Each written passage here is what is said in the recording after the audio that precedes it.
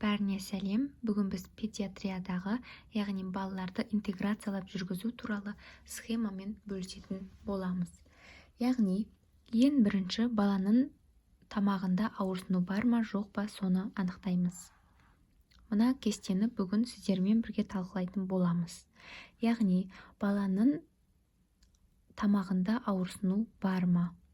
Оны біз шпательмен қараймыз, яғни баланың бадамша бездерін. Егер шпательмен қараған кезде өзгерістер болатын болса, және де тамағы ауыратын болса, сонымен қатар баладан су іше ала ма, жоқ па, соны сұрауымыз қажет. Айтып өткеніміздей, баланың тамағында ақ налеттар бар ма, жоқ па, соны сұраймыз, және де немесе қараймыз. Екінші, мойындағы лимфа түйіндерінің ұлғайғандығын пальпациялап көретін боламыз. Соған қарап классификация жасаймыз. Яғни, егер баладан су іше ала ма деп сұраған кезде бала су іше алмайтын болса, онда ол жұтқыншақтың абсцесі.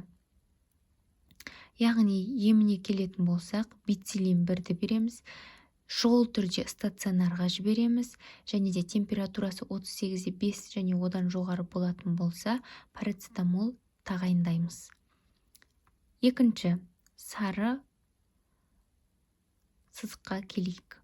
Яғни, лимфа түйіндерінің, яғни мойын лимфа түйіндерінің ұлғайғандығы және де шпательмен қараған кезде ақ налеттар болатын болса, онда біз стрептококкты фарингит диагнозын қоямыз.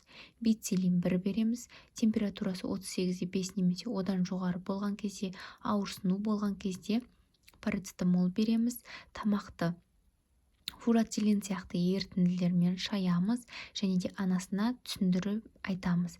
Қашан келетіндігін түсіндіреміз, және де 2 күннен кейін қайта келуі керек болады.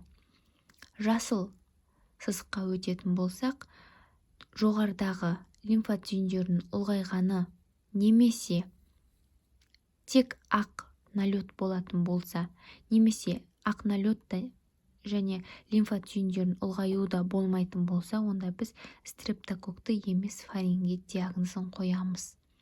Яғни, тамағында тек ауырсыну болатын болса, стрептококкты емес фарингит.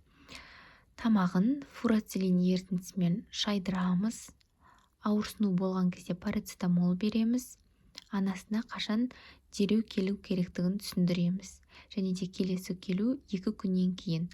Мына сары мен жасылдың ішіндегі анасына қашан келуін түсіндіру шаралары, яғни температурасы 38,5-тен жоғарылаған кезде, ақ налеттар пайда болған кезде, баланың жағдайы нашарлаған кезде дереу ауруханаға қайта келу керек болады.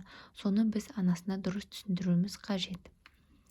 Осымен біздің бүгінгі балаларды интеграциялап жүргізуі тамақтағы ауырсынуға байланысты тақырыбымыз аяқталды.